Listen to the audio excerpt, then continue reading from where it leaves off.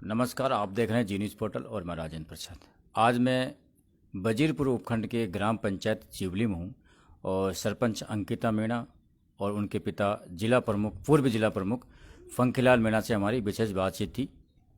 लेकिन अंकिता जी जो ग्राम पंचायत की सरपंच है, वो किन्हीं कारणों की वजह से ग्राम पंचायत के कोई इमरजेंसी काम आने के कारण हमारी बात होगी उनसे, और वो बाहर गई हुई है, तो हमारी उनसे मुलाकात नहीं हो पाई। रात को हमारी बात हो गई थी, लेकिन उनके पिताजी उनका काम देख रहे हैं और आपके जाने पहचाने परिचित है। मैं इनके बारे में बता दूं, पहले भी ये 89-90 में हमें इनके मुंह से पूरी चीज़ पूछेंगे और जानेंगे। लेकिन पहले ये सरपंच रह चुके हैं और विधानसभा के इन्होंने चुनाव भी लड़े हैं। और अब इनकी बेटी अंकिता मीणा जो गांव के जीवली की बागडोर देख रही है, तो इन्होंने अभी आपको मैंने दिखाया है, सड़क का काम भी चल रहा है। जलदाय विभाग से कुछ चीज़ें इन्हें सेंक्शन करवाई है।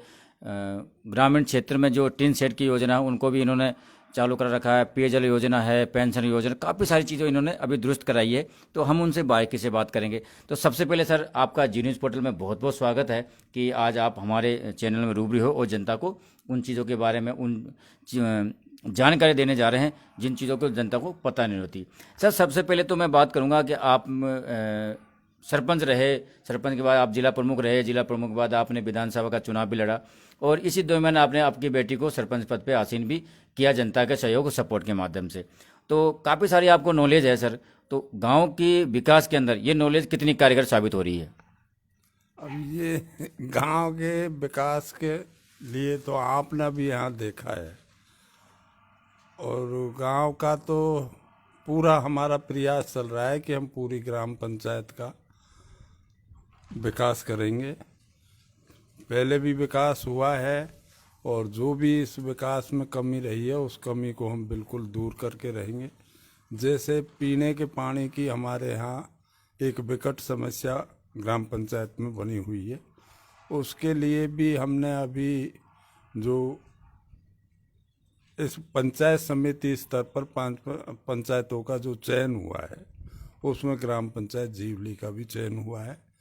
और पहले से भी हमारे यहाँ हमारे 4-5 बोर लगे हुए जिनसे हम पीने के पानी की सप्लाई गांव जीवली को कर रहे हैं।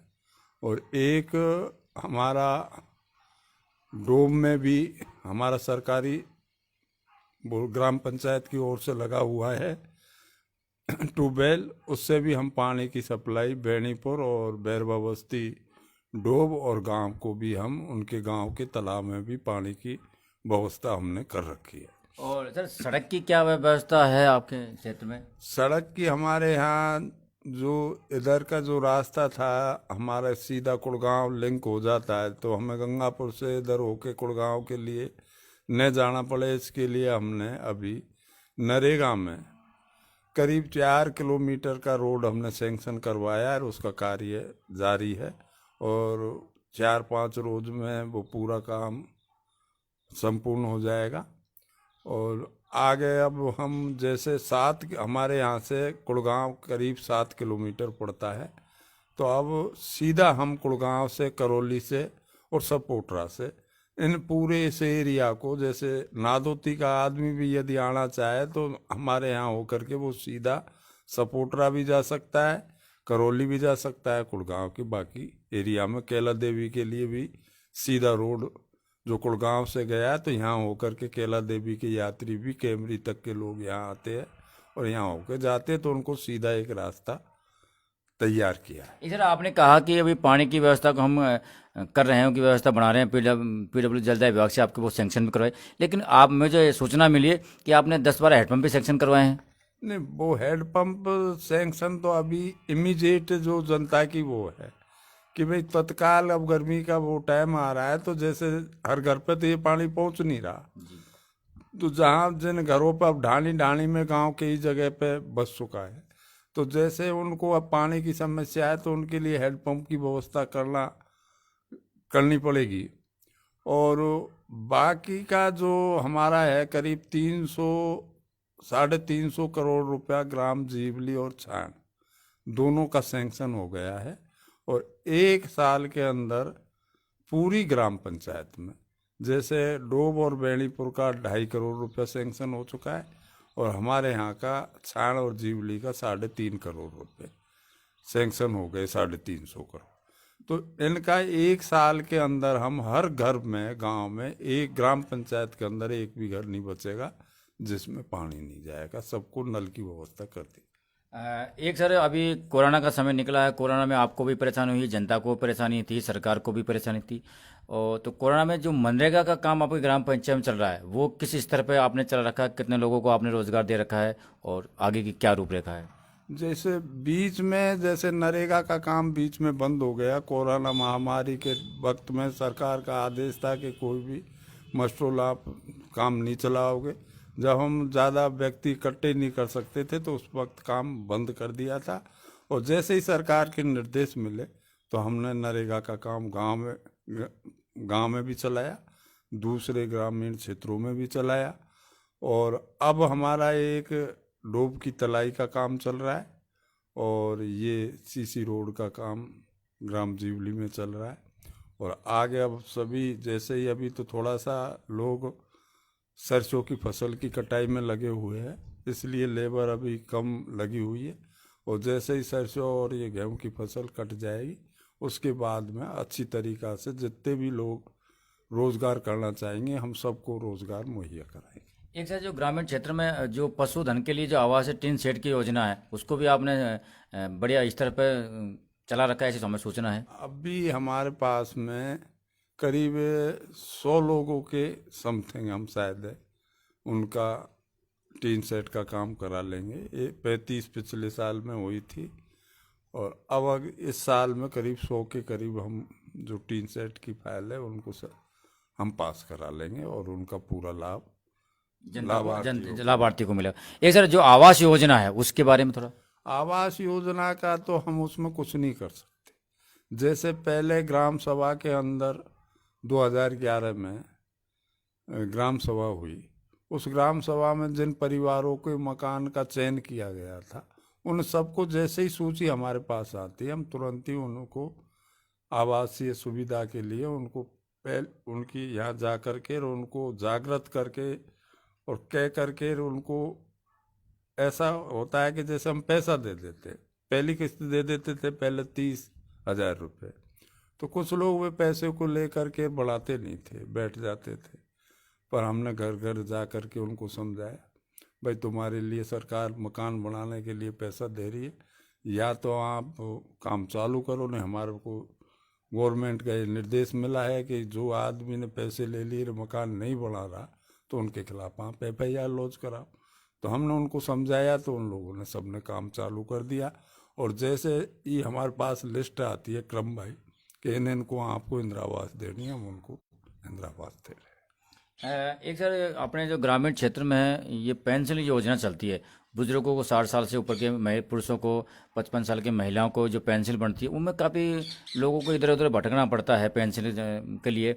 या सरपंच के स्तर पर अगर हम करें तो उनको पेंशन का लाभ हम दिला सकते हैं, तो उसमें आपने क्या रूपरेखा है? नहीं, जैसे उसमें कि सरकार ने जो प्रावधान कर रखे, जो नियम बना रखा है, उसके आधार से ही चलना पड़ेगा। तो जैसे पटवारी की रिपोर्ट कराना, उनके परिवार का कोई सर्विस में तो नहीं है उसकी पूरी जांच कराना, और जो उस योजना के योग्य है उन सब की पेंशन करीब करीब बन रही है।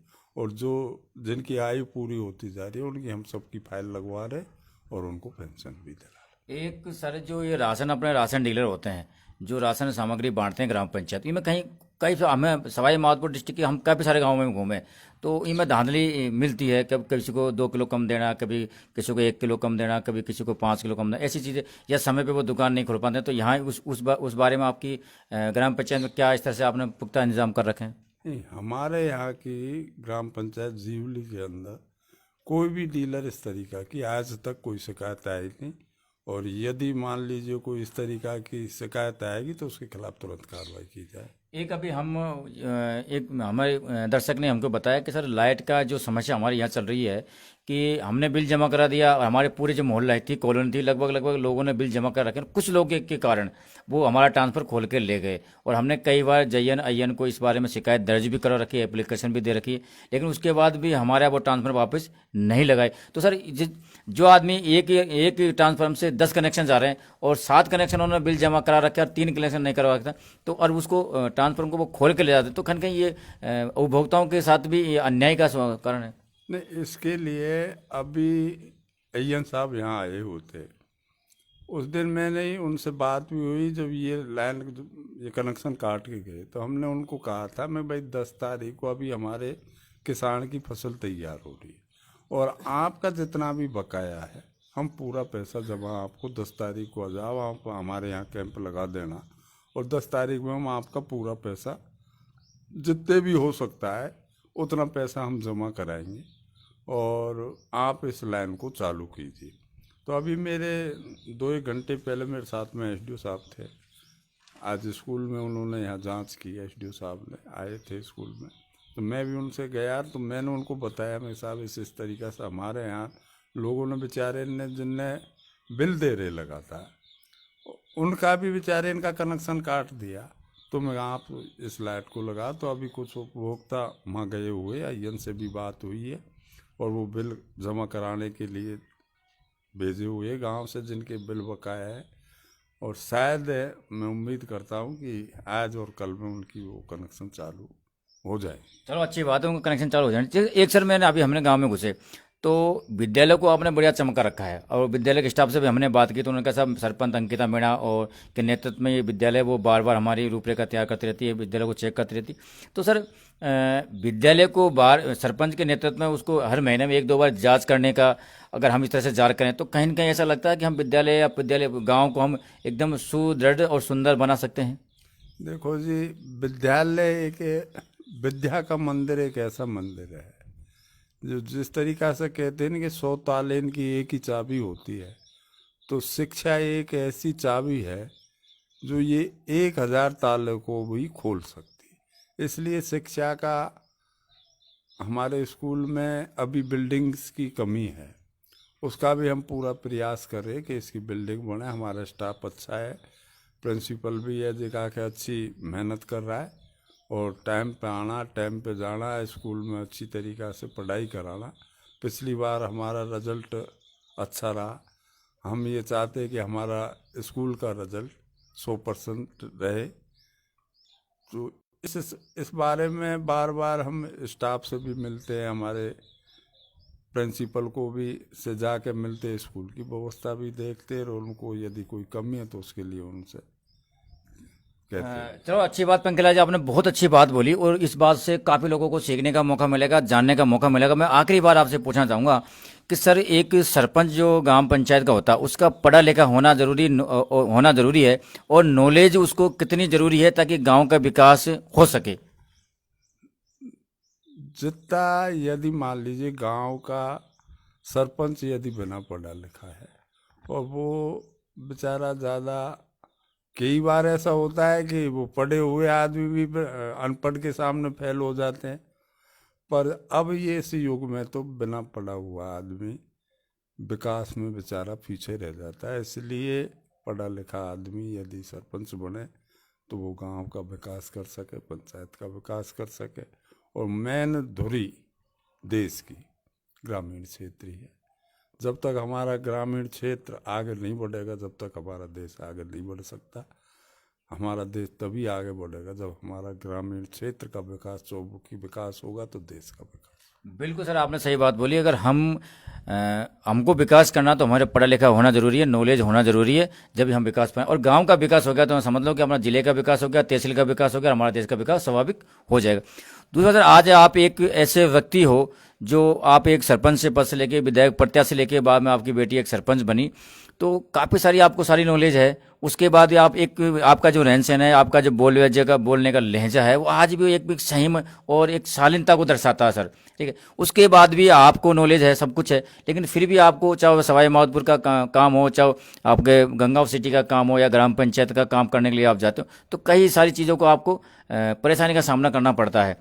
तो इस बारे में क्या अधिकारी भी इतना ही सपोर्ट करते हैं, अगर आप को जान पहचान हो तो? नहीं जी, अधिकारी भी आदमी की यदि जान पहचान है और बात पे काम को लेके जाते हैं, तो वो अधिकारी चाहे जान पहचान का है या नहीं है, पर वो उस चीज़ को देख करके और उस काम करने की अधिकारी भी बेचारा पूरी कोशिश करेगा। अब आप जानो कि थोड़ा सा मामला थोड़ा गलत हो रहा है, और उसको मैं आपके चैनल पे कह नहीं सकता, पर फिर भी चलो अपने ज़िले में ज़्यादा ऐसा कुछ नहीं है। अपने ज़िले में पंचायत समिति लेवल पे गंगापुर पंचायत समिति सवाई माधोपुर ज़िले में नंबर 1 पंचायत समिति है। यहाँ किसी के साथ में शोषण दो कोई गलत काम किसी तरीका का पैसे वैसे का भी ज़्यादा कोई यहाँ ऐसा नहीं है कि पंचायत समिति में देखा हो। यहाँ सारे काम नियम कायदे कानून से। एक सर, एक साल से अपने देश के अंदर कोरोना चल रहा है। हालांकि बेरोजगारी है, भ्रष्टाचारी चारों तरफ फैल रहा है, लेकिन ये सर इससे भी बड़ा काम हो गया ये कोरोना। इसने अपने पूरे देश की अर्थव्यवस्था को खराब करके पटक दिया। बजट नहीं आ पाया, हम ग्राम पंचायतों का विकास नहीं करा पाते, लेकिन सरकार भी हमको बजट नहीं दे पाई। और कहीं न कहीं हम सरपंचों को ऐसा लगा कि हमें 8 तारीख को विधानसभा का घेराव करने जा रहे हैं। इसमें आप क्या कहना चाहोगे? देखो जी, ऐसा है कि राजस्थान की सरकार हमको 2 साल से एक पैसा भी नहीं दिया जा रहा है ग्राम पंचायत के विकास के लिए। जो काम आ रहा है वो नरेगा का काम आ रहा है। अब नरेगा में भी जैसे काम एक सरपंच पक्का काम ले लेता है, तो उसका पेमेंट कब मिलेगा ये तो भगवान ही मालिक है उसका। 1 साल लग जाए, 1.5 साल लग जाए। अब यदि मान लीजिए सरपंच इधर उधर से उस काम को करता है बेचारा, तो उसको इतनी परेशानी खड़ी हो जाती है कि उसकी हालत बहुत बुरी हो जाती है। चारों तरफ से लोग पैसे का दबाव बढ़ाते, और वो तो पैसा लेंगे ही। हमने किसी से काम लिया है, हमसे मटेरियल लिया है, तो पैसा तो वो मांगेगा ही। अब सरकार को इसमें कुछ संशोधन करना चाहिए, इसका फिक्स कर देना चाहिए 2 महीने 3 महीने, इससे ज़्यादा इसको नहीं खींचना चाहिए, और ये पैसा ग्राम पंचायत को मिले जो काम करा रहे। और अब ये हमारे यहाँ जैसे मान लीजिए हम पे करीब 20 लाख रुपए का बिल आता है बिजली का, ग्राम पंचायत जीवली पे। तो ये ग्रामीण क्षेत्र में जितनी भी पेयजल योजना है उनका बिजली का बिल ग्राम पंचायतों पर रख रखा है। अब हमारे पास पैसा ही नहीं आएगा, तो हम उस बिजली के बिल का पैसा जमा कहाँ से कराएंगे? अब पानी का बिल हम जमा नहीं कराते तो बिजली विभाग वाले आएंगे, वो लाइट काट के चले जाते, तो हमारे पीने के पानी एक ऐसी चीज़ है उसके बिना आदमी कभी जिंदा नहीं रह सकता। तो उस पानी का भी आकर के वो लाइट उस कनेक्शन को काट जाते। अब सरकार ने बिल्कुल ग्रामीण क्षेत्र की तरफ से तो आंख मूंद करके बैठी हुई है कि सरकार जब तक ग्रामीण क्षेत्र का विकास के लिए जो किस्तें पहले सरपंचों को दी जाती थी ग्राम पंचायत, तो वो किस्तें 2 साल से रोक रखी है। चलो कोरोना में रोक से भी 1 साल पहले की किस्त रुकी हुई, और उसके बाद में पंचायतों में कोई पैसा आ नहीं रहा। एमएलए एमपी जो है सांसद विधायक, तो सांसदों का भी कोटा वो रोक लिया है 2022 तक, और यहाँ एमएलए को 1.25 करोड़ रुपए के करीब दे रखा है।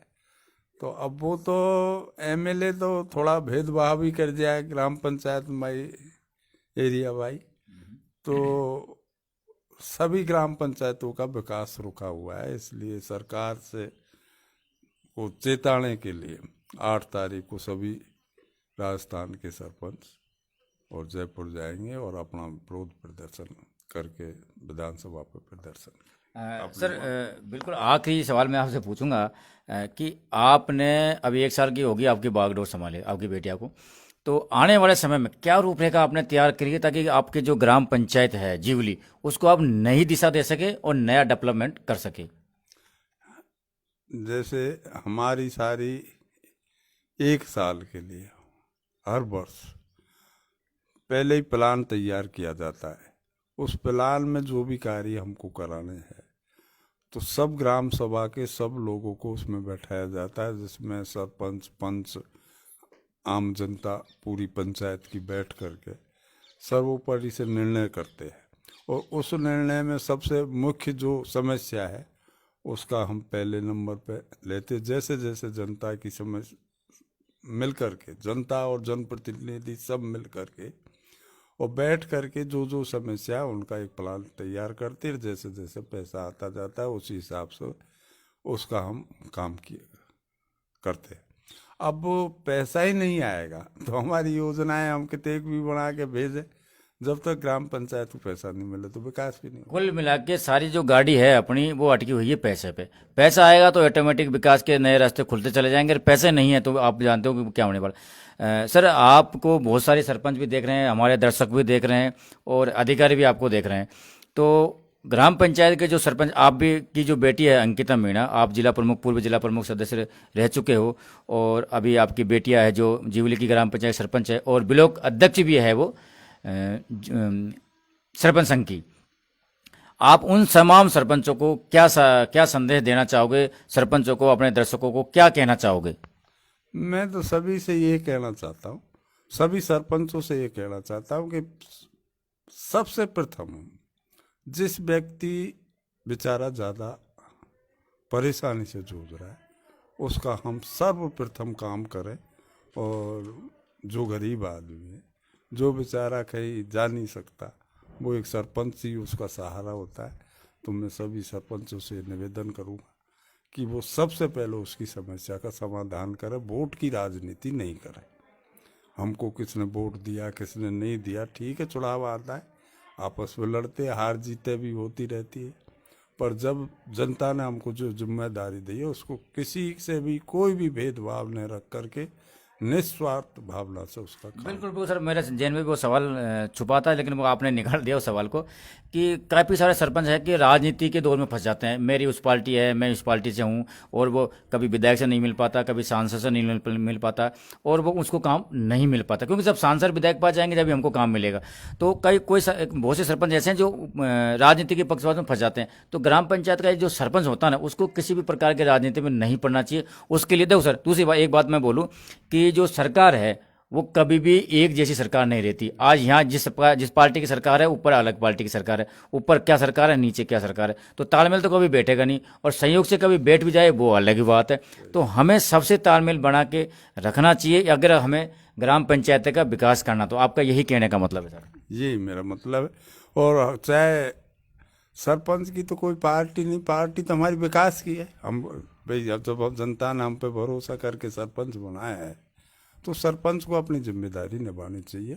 और चाहे एमएलए एमपी के पास हमें जाना चाहिए और उनसे पैसा भी विकास के लिए लेना चाहिए। उनको कहना चाहिए, उनको मजबूर करो, नहीं देते तो मजबूर करो, पैसा दो, तो वो पैसा भी देंगे। तो ले करके गाँव का विकास करो, यही कहना चाहिए। तो ये थे साहब पंखीलाल जी, पूर्व जिला प्रमुख सदस्य और ग्राम पंचायत जीवली के अंकिता मीणा के पिता, जिन्होंने कहा कि ग्राम पंचायत में कभी भी राजनीति नहीं होनी चाहिए। अगर राजनीति होनी चाहिए तो विकास की राजनीति होनी चाहिए। और सारी चीज़ें इन्होंने आपको स्पष्ट तरीके से बताई। एक सहनशील और छोटे शब्दों में बहुत बड़ी बातें इन्होंने धीरे धीरे बोली। आप देख पा रहे हैं कि इतने बड़े ओहदे पे ये रहे, जिला प्रमुख ये रहे, आज बेटी इनकी सरपंच है, 3 बार ये सरपंच विधानसभा का चुनाव, लेकिन आज भी आपके सामने बिल्कुल एक साधारण व्यक्ति की तरह बैठ रहे हैं। इनका एक ही कहने का मतलब है कि गांव का विकास मतलब गांव का विकास। आप बने रहिए जी न्यूज़ पोर्टल के साथ, मैं आपको दिखाता रहूँगा तमाम अपडेट, तमाम खबरें, और मिलाता रहूँगा नए नए सरपंचों से, उनके राज्य में क्या हुआ, उनके ग्राम बस्ती में क्या हो रहा है, वो सारी चीज़ें मैं आपको दिखाता रहूँगा। बस आप बने रहिए जी न्यूज़ पोर्टल के साथ। जब तक के लिए जय हिंद, जय भारत।